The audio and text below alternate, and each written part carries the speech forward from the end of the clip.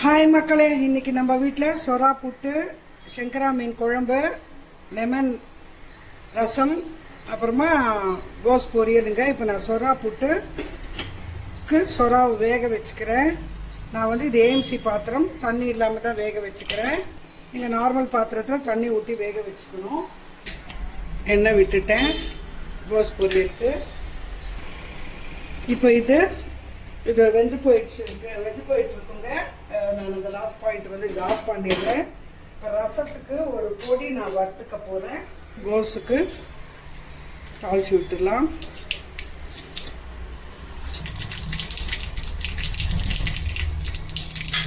நல்லா பொரிஞ்சிடுச்சு. வெங்காயம், பச்சை மிளகா, கருவேப்பிலை, கோஸு எல்லாமே இருக்குது. நான் இப்படி வெங்காயம் எண்ணெயில் படுற மாதிரி வெங்காயம், பச்சை மிளகா, கருவேப்பிலை அப்படி போட்டுட்டு அப்படி போட்டோன்னா கீழே வெங்காயம் டக்குன்னு வதங்கிடுவேன்னா நல்லா நம்ம ஒரு வாட்டி வதக்கி போடணும்னு இல்லை. அதுக்காக நான் கடாய் சூடாக இருந்ததுனால அப்படி போட்டுட்டேன்.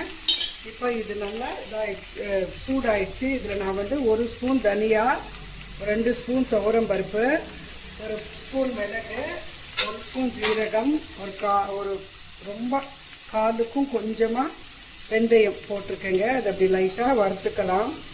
உப்பு வதக்கிக்கலாம். இது வறுபட்டுச்சுங்க. அப்படியே ஆஃப் பண்ணிடலாம். நல்லா ஆறட்டும். இதை நம்ம மிக்சியில் தூக்கி போட்டுட்டு ஆறிட்டுங்க. இப்போ நம்ம மீன் குழம்புக்கு ஒரு மசாலா அரைச்சிக்கணும். அதுக்கு நான் இப்படியே வறுத்துக்கிறேன். கொஞ்சம் எண்ணெய் விட்டுறேன்.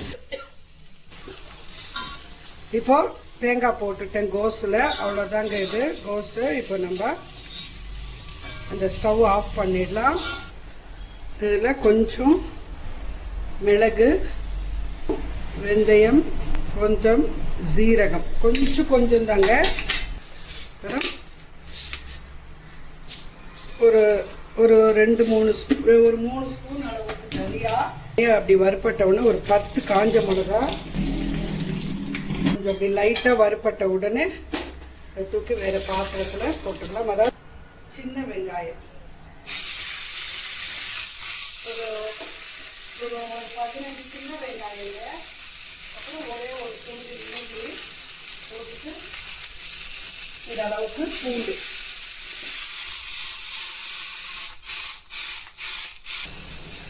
கொஞ்சம் வறுப்பட்ட உடனே ஒரு பெரிய வெங்காயத்தில் ஒரு அரை வெங்காயங்க. அதாவது பெரிய வெங்காயம் ஒரு மீடியம் சைஸில் ஒரு அரை வெங்காயம்.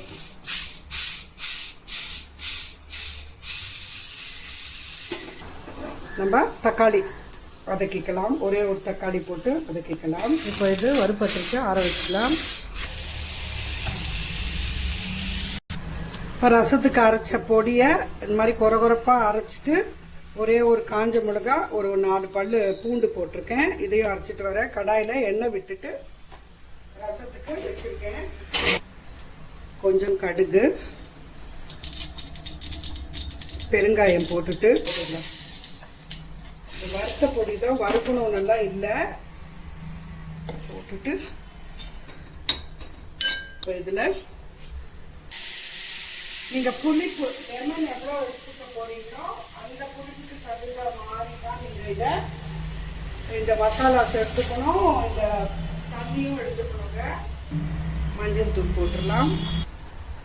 கருவேப்பிலை, கொத்தமல்லி ரெண்டுத்தையும் எடுத்துருக்கேன். ரெண்டுத்தையுமே கட் பண்ணி போடுறேன். ஏன்னா எனக்கு கருவேப்பிலை ரொம்ப பெருசாக இருக்குங்க. மஞ்சள் தூளோட உப்பையும் போட்டுட்டேன். நல்லா பாயில் ஆயிடுச்சு. இது ஆறட்டுங்க. லெமன் பிழிஞ்சிக்கலாம். இப்போ இந்த ரசத்தில் லைம் ஜூஸை ஒரே ஒரு லெமனை நல்லா பிழிஞ்சு ஊற்றிட்டேங்க. இந்த மாதிரி ஒரு பெரிய லெமனை பிழிஞ்சு ஊற்றிட்டு நல்லா ஆறிடுது. இப்போ இது உடனே நம்மளுக்கு இதோட இதெல்லாம் தெரியாது. கொஞ்சம் நேரம் கழித்து தான் இந்த லெமனோட இதெல்லாம் இதில் சேர்ந்து கொஞ்சம் ஊறி ரசத்தோட டேஸ்ட்டு தெரியும். டெய்லி ஒரே மாதிரி இல்லாமல் ஒரு டிஃப்ரெண்ட் ரசம், அவ்வளோதாங்க. இதில் நீங்கள் பருப்பு கூட வேக வச்சு ஊற்றிக்கலாம். நான் அந்த பொடியிலேயே கொஞ்சம் துவரம்பருப்பு போட்டுட்டேன், தனியாக போட்டுட்டேன். நீங்கள் ஒரு தக்காளி கூட போட்டுக்கிட்டு லெமனை கொஞ்சம் குறைச்சிக்கலாம். புளிக்கு பதில் லெமன் போட்டிருக்கேங்க, அவ்வளோதாங்க. இது வாட்டி ட்ரை பண்ணுங்க, ஒரே மாதிரி இல்லாமல். அவ்வளோதாங்க. வாட்டி ட்ரை பண்ணுங்க, ஒரே மாதிரி இல்லாமல். இப்போ நம்ம இந்த இதை அரைச்சிட்டு வந்துடலாங்க. இந்த மீன் குழம்புக்கு நம்ம வறுத்தோம் இல்லையா, மிளகு, கொஞ்சம் ஜீரகம், வெந்தயம், காஞ்ச மிளகா, தனியா எல்லாத்தையும் ஒரு ஒரு அடி அடிச்சுட்டு வந்தப்புறமா அந்த வெங்காயம் தக்காளியை அரைச்சிக்கலாம் போட்டு. ஏன்னா இது தொக்கு தொக்காக இருந்துற போது நல்லா பொய் பவுடராக அரைச்சிட்டேன். இப்போ இதில் வறுத்து வச்சா அந்த வெங்காயம், தக்காளி, இஞ்சி, பூண்டு போட்டுட்டு நல்லா மையாக அரைச்சிடணுங்க.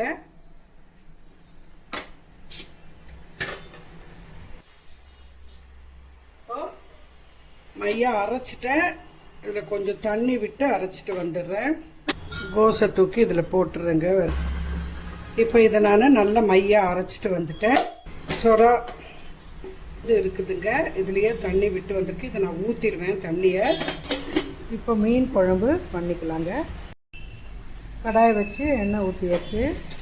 இப்போ இதில் எண்ணெய் சூடாயிடுச்சு. கொஞ்சம் கடுகு, கொஞ்சம் வெந்தயம் அதுலேயும் போட்டு அரைச்சிருக்கோம். கொஞ்சமாக தான் அரைச்சிருக்கோம். ஸோ கொஞ்சம் போட்டுக்கலாம். இன்னும் கொஞ்சம் கூட கடுகு வேணும்னா போட்டுக்கலாம். நம்ம கருவேப்பிலை, இந்த மசாலா அரைச்சி வச்சு மசாலா போட்டுட்டு தீயை குறைச்சி வச்சிடலாம். மஞ்சள் தூள் போடலாம். தக்காளி, வெங்காயம் எல்லாம் வதக்கி தான் நம்ம போட்டிருக்கோம். அப்படி வதங்கின உடனே இதில் இந்த மிக்ஸி ஜாரை வந்துட்டு நம்ம அலம்பிட்டு தண்ணி ஊற்றிடலாம். இந்த தண்ணி பூரா சுண்டி வரட்டும்.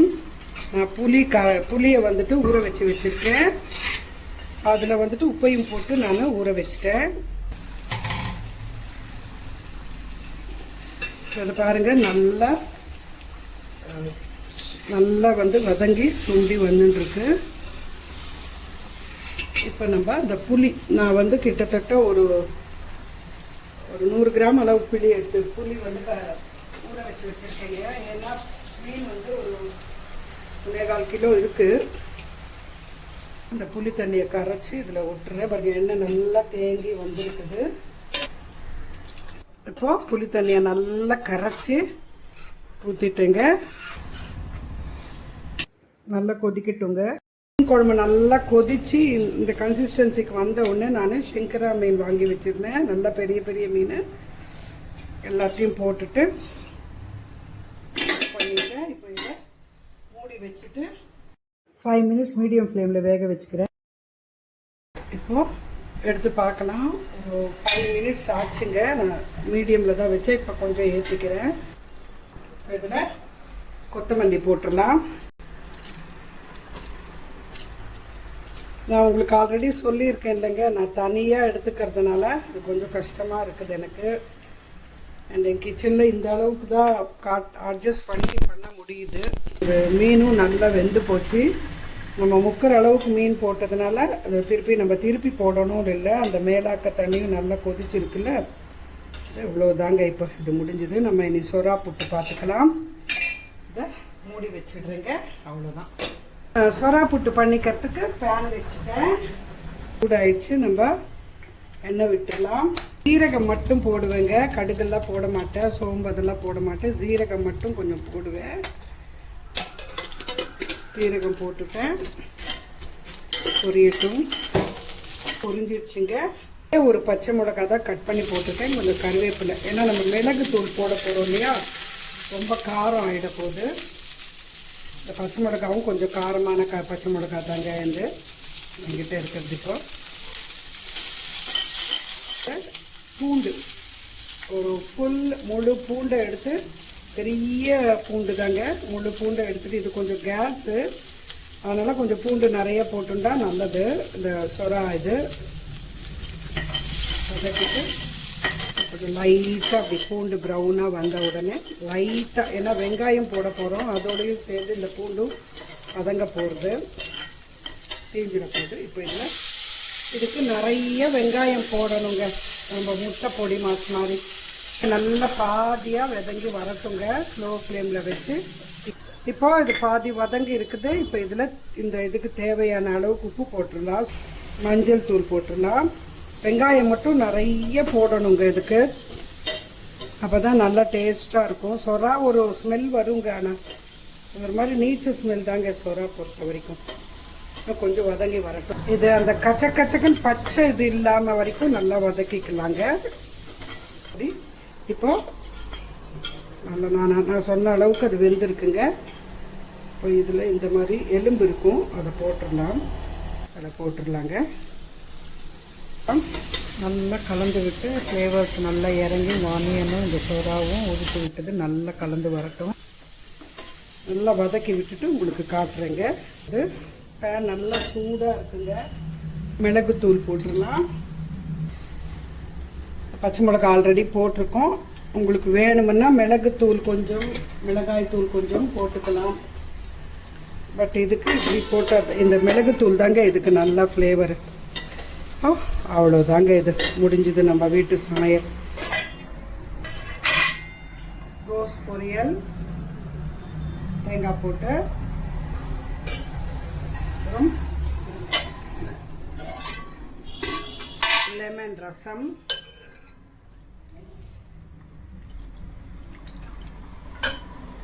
மீன் குழம்பு, செங்கரா மீன் வறுத்து அரைச்சி விட்ட குழம்பு. இது கலர் கொஞ்சம் அப்படி தாங்க இருக்கும், மிளகாத்தூள் போடுற மாதிரி இருக்காது. இது ஒரு டைப் ஆஃப் டார்க்கர் ஷேடில் இருக்கும். இப்போ சொரா புட்டு,